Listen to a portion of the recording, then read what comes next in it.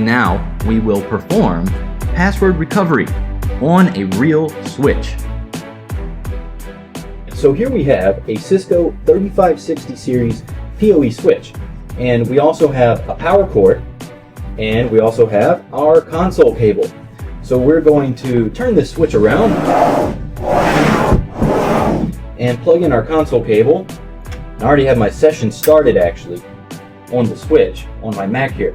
So as soon as I plug this power cable in, I'm going to be wanting to hold down the mode button. And we already need our console connected so that we can observe what's happening on the screen as we plug it in and we're holding down the mode button. So here is the mode button on the left. Now I'm going to simultaneously hold this thing down and plug in the power. Holding down the mode, plugging in the power.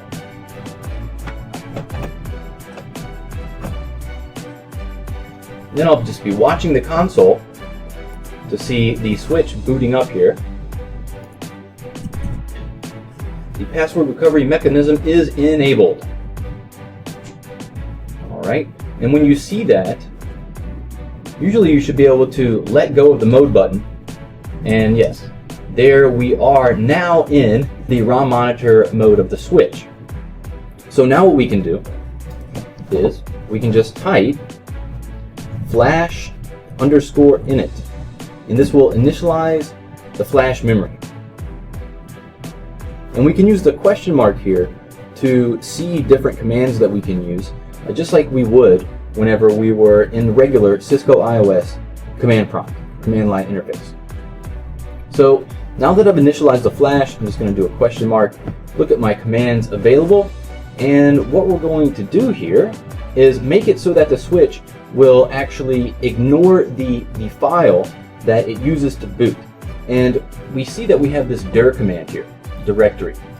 So actually I'm going to look in our memory. Oh, we just do a straight up dir flash, that's what we need. Dir flash. There we go. So you have to initialize the flash before you can actually run that command. So if you're trying to look at the flash directory before you initialize the flash, it's never going to work. So you have to do the flash_initialize, flash_init. Then you can do the dir flash command. And here we see that config.txt file. So now we're going to rename this file. Rename is one of the commands available to us.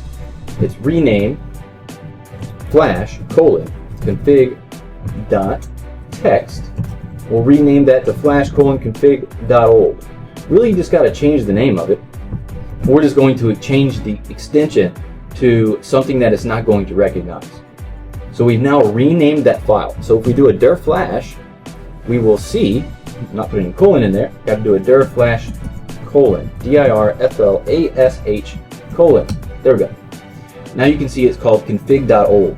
So the switch is not going to actually recognize the config file because normally it's called config.txt.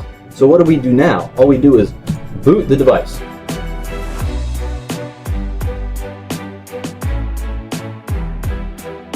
Now it's going to boot up and it's not going to see its configuration file.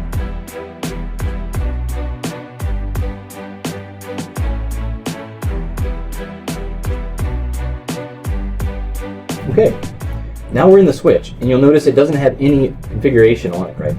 It's completely blank because it could not find its configuration file. We can do a dir flash command again and we see the config.old file there. Now what we can do is go ahead and rename this file.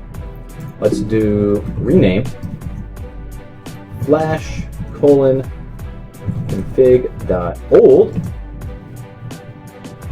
flash:config.txt.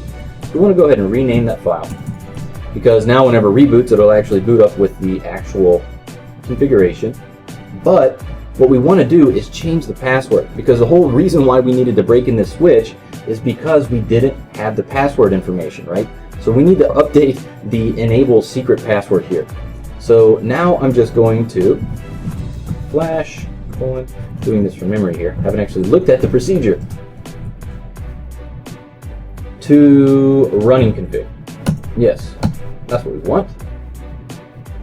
Okay, so now I'm copying the config file into our running config.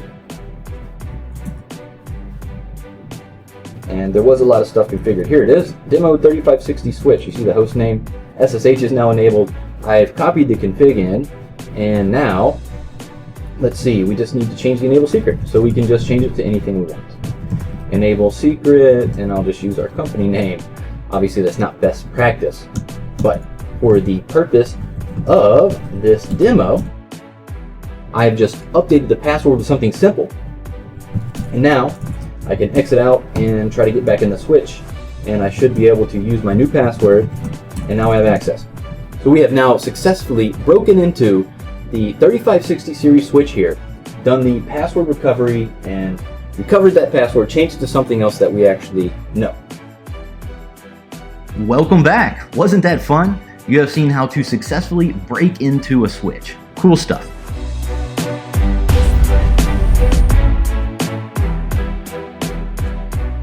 Jacob Hess here. Thank you guys for viewing the video. I hope you really enjoyed it.